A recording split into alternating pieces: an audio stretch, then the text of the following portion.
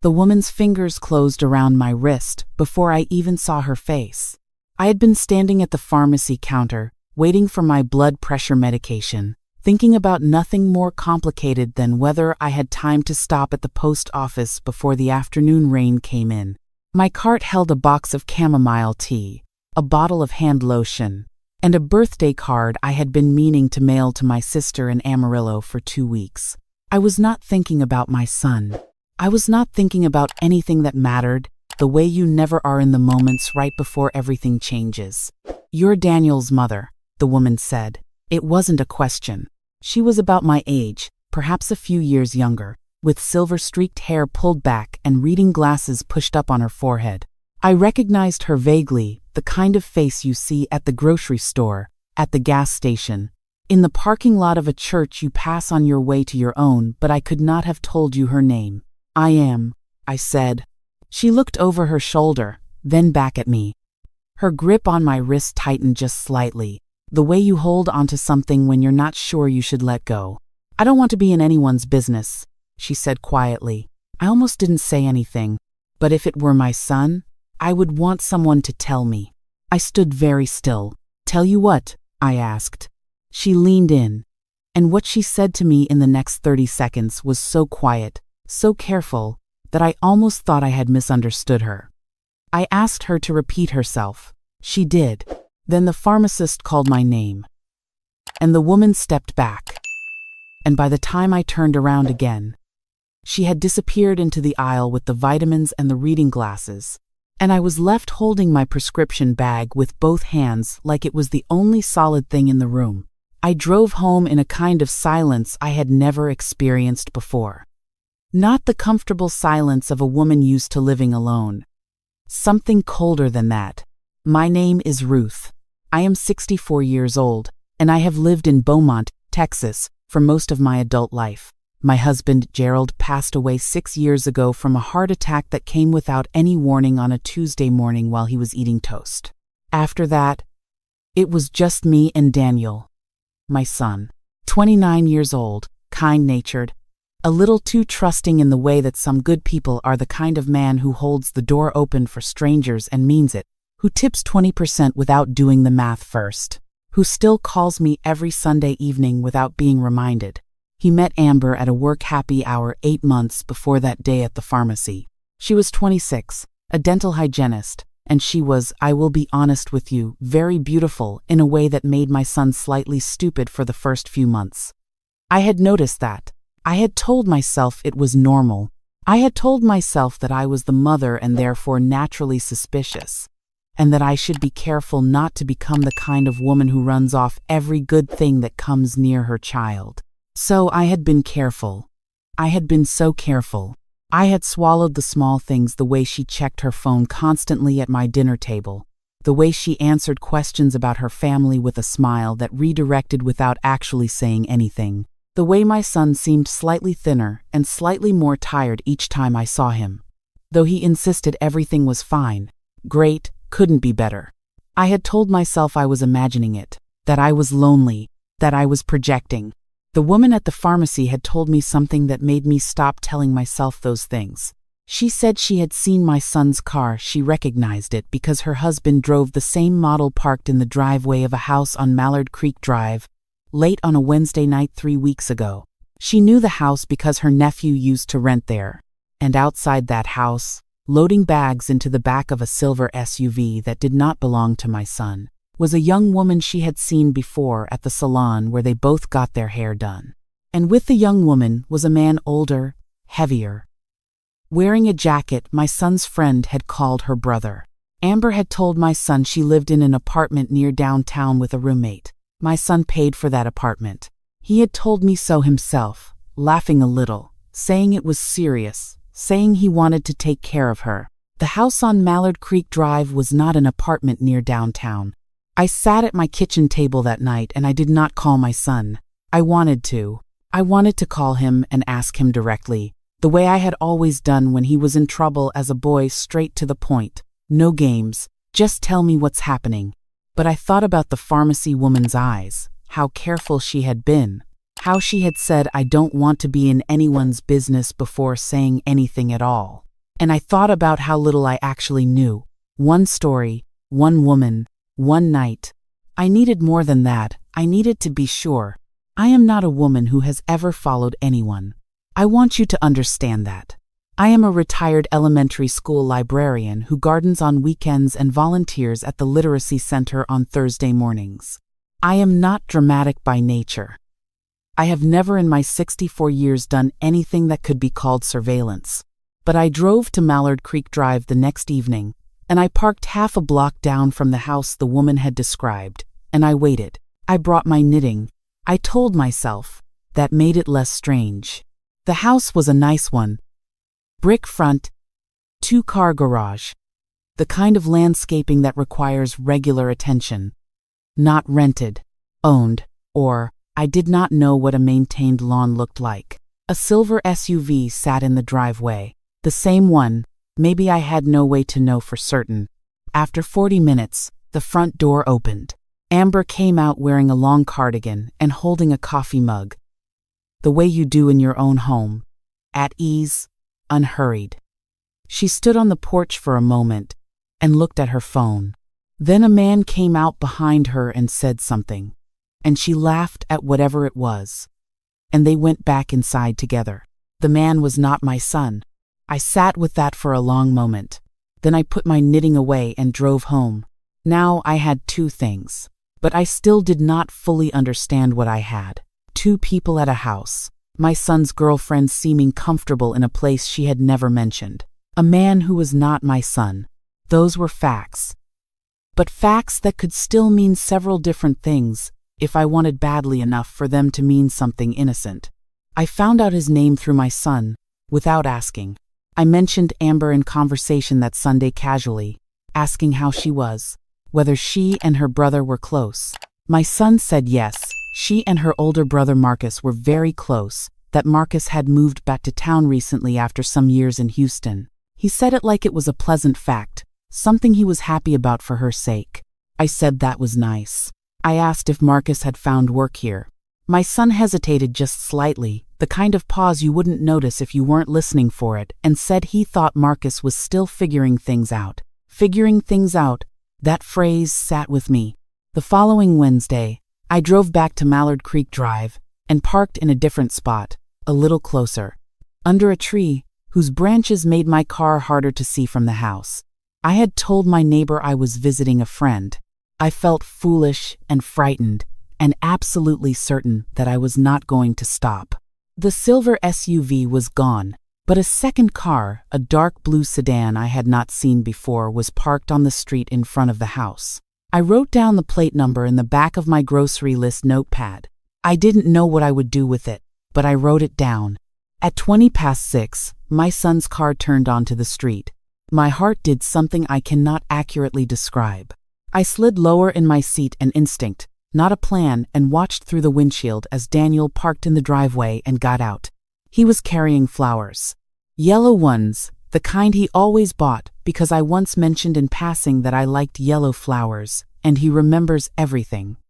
He had bought them for her. Amber came to the door before he even knocked. She kissed him on the cheek, took the flowers, and they went inside. I sat in my car for another hour. When my son left, he was alone. When he pulled out of the driveway, there was something about the way he held the steering wheel, both hands, rigid, staring straight ahead, that I recognized from years of knowing him. He held the wheel that way when he was working something out in his head. When something was bothering him and he hadn't yet put words to it. He drove away, and I followed him with my eyes, until I couldn't see his taillights anymore. Then I looked back at the house. The man, Marcus, came out of the garage side door carrying a cardboard box. He put it in the back of the silver SUV, which had returned while I wasn't watching. He made 3 trips. The box on the 3rd trip was large enough that he struggled with it slightly, the kind of large that means electronics or something valuable. He didn't look around. He moved with the ease of someone doing something in his own space, with no awareness that anyone was watching. I looked at my grocery list notepad. I had 3 license plates written down now. I had a cousin's son-in-law who worked at the DMV and owed me a favor from a complicated situation involving a church fundraiser 2 years ago. I'm not proud of what I asked him to do, but I asked. The silver SUV was registered to a woman named Patricia Holloway. I did not know that name. The dark blue sedan was registered to Marcus Holloway. Amber's last name was not Holloway. She had told my son her last name was Cole. I sat with this information for 3 days. I turned it over. I tried to find the innocent explanation the way you do when you don't want something to be true. I couldn't find one that held together. On the 4th day, I called my friend Carolyn, who has worked in real estate for 30 years and knows how to find property records the way I know how to find a book in a library. I gave her the address on Mallard Creek Drive. I asked her if she could tell me who owned it. She called me back in 20 minutes. The house was purchased 14 months ago. It was purchased using a down payment made by a wire transfer from an account in Daniel's name.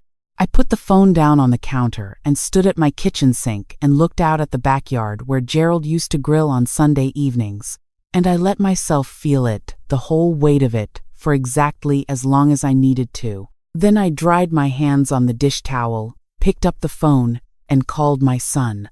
I told him I needed to see him, that it was important, that it could not wait until Sunday. He came over that same evening, still in his work clothes, concerned the way he gets when he thinks I might be unwell. He sat at the kitchen table, the same one we have had since he was 8 years old. And I put 2 cups of coffee between us and I sat down across from him. I told him everything. I told him about the woman at the pharmacy and what she had said. I told him about the 2 nights I had parked on Mallard Creek Drive. I told him about Marcus and the boxes and the plates. I told him what Carolyn had found. I told him as plainly as I could, without dramatics, the way I have always tried to tell him hard things. I put the grocery list notepad on the table so he could see the plate numbers in my own handwriting. I put the piece of paper with the property record information next to it. He didn't say anything for a long time. Then he said, "That's not possible." I said I knew it felt that way. He said, "She told me that apartment," and then he stopped. I waited. "She told me the lease was in her roommate's name," he said slowly. "That's why I did the wire transfer, because the landlord needed it in a specific format." She said. He picked up my notepad and looked at the address. He set it down. She said it was downtown. Mallard Creek Drive is not downtown. Anyone who has spent 5 minutes in Beaumont knows that. I watched my son's face do something I had not seen it do since the night we lost Gerald. A kind of internal rearranging. The expression of a person who is recalculating everything they thought was stable. "The flowers," he said, mostly to himself. "She always had a reason she couldn't come to your house. Always something." I thought. He stopped again. "How much?" I asked, as gently as I could. He looked at me. "How much total?" I said. He didn't answer right away. He took his phone out and opened his banking app and looked at it for a long time. His jaw tightened. "Since March," he finally said. It was now November. We sat with that number between us. I will not say what it was, because it is my son's business and not mine to share. But it was the kind of number that changes the shape of the next several years of a person's life. I reached across the table and put my hand over his hand. He did not cry. My son rarely cries, the same as his father. But there was a stillness in him that was worse than crying. The stillness of a person absorbing something that will take a long time to fully feel. "I need to call someone," he said. He called his friend, who was an attorney. He stayed at my house that night. He did not contact Amber. His attorney friend told him not to. Not yet. Not until they had documented everything and understood exactly what had been done and whether it rose to the level of fraud, which, based on what I had gathered without any legal training whatsoever, his attorney friend seemed to believe it likely did. I will not describe what followed in detail, because some of it is still ongoing, and some of it belongs only to my son. What I will tell you is that Amber's explanations, when she was eventually presented with the evidence, shifted 3 times in 45 minutes. Each version contradicted the last. Marcus, her brother, had been living in the house on Mallard Creek Drive since the month after it was purchased. The items in those cardboard boxes, as far as anyone could determine, included electronics and other goods that had been purchased using a credit card my son had added her to as an authorized user, because she had asked him to and he had said yes because he trusted her. She said it wasn't what it looked like. She said Marcus had needed help and she hadn't wanted to ask Daniel directly. She said she had planned to tell him everything. She said a lot of things that, when you lined them up in order, told a very clear story about exactly what it was. I am not someone who takes satisfaction in being right about something like this. I want to be clear about that. There is no version of this where I feel glad. I would have been happy, genuinely, deeply happy to have been wrong. I would have felt foolish and embarrassed and relieved, in that order, and I would have made my peace with it. But I was not wrong. The relationship ended. The legal process began. My son moved through the weeks afterward with a kind of methodical steadiness that reminded me so much of his father that it ached. He went to work. He came to Sunday dinners. He talked to his attorney. He talked to me. One Saturday in January, he came over and helped me hang the new curtains in the living room that I had been meaning to hang since October. We ordered pizza and watched a documentary about national parks that neither of us was especially interested in, but that was comfortable and easy and required nothing from us. During a slow part, he turned down the volume a little. "I keep thinking about the flowers," he said. I looked at him. "I brought her flowers every week for 6 months," he said. "Yellow ones. Because you said once that you liked yellow flowers, and I thought she would like them too. Because she was going to be part of our family." He paused. "She never told me what flowers she liked. I never thought to ask. I just assumed. I didn't say anything. Sometimes the right thing is to let a person finish what they are saying. I assumed a lot of things," he said. We sat with that for a moment. "I'm not broken, Mom," he said. He wasn't looking at me, just at the television, but his voice was steady. "I know I should feel more broken than I do, but mostly I just feel." He searched for the word. "Clear, like when you clean a window that's been dirty so long you forgot it was dirty." I thought about the woman at the pharmacy. Her hand on my wrist, the slight tightening of her grip. If it were my son, I would want someone to tell me. I had never found out her name. I had gone back to that pharmacy twice and not seen her. I thought about her more than she would probably believe if I told her. "You're going to be all right," I said. It was not a platitude. I meant it as a statement of fact, the way I have always tried to tell my son true things. He nodded slowly. "I know," he said. He reached over and turned the volume back up, and we watched the National Parks documentary to the end, and the pizza got cold, and neither of us minded. I think about what it means to love someone in a way that protects them without diminishing them. It is one of the hardest things I know. You want to stand between your child and everything that can hurt them, but the moment you try, you risk becoming the hurt yourself. The mother who never trusted anyone, who couldn't let her son build his own life. So you step back. You tell yourself you're being careful and respectful. And sometimes that is right. And sometimes, like this, you pay a price for it in the form of months you can't take back. I have asked myself many times whether I should have acted sooner. Whether I saw things I dismissed because I didn't want the friction. Whether being careful was another name for being afraid to know. I don't have a clean answer. What I have is this. When it mattered, I didn't look away. When a woman I barely knew took the trouble to reach across a pharmacy counter and tell me something uncomfortable because she thought I deserved to know it, I listened. And when I had enough to say something, I said it. That's what mothers do. Not every day, not perfectly, not without cost. But when the moment arrives and asks something of you, you give it what you have. I still garden on weekends. I still volunteer at the Literacy Center on Thursdays. My son still calls on Sunday evenings, and lately the calls have been a little longer, a little easier in tone. The way conversations sound when the weight behind them has shifted. Last week, he told me he had gone hiking with a friend from work. A woman he described as someone who talks too fast and laughs at her own jokes before she finishes telling them. And the way he said it made me think he found it charming rather than irritating. I did not say anything about that. Some things you let a person discover on their own, in their own time, without a mother's hand anywhere near it. I have learned to tell the difference.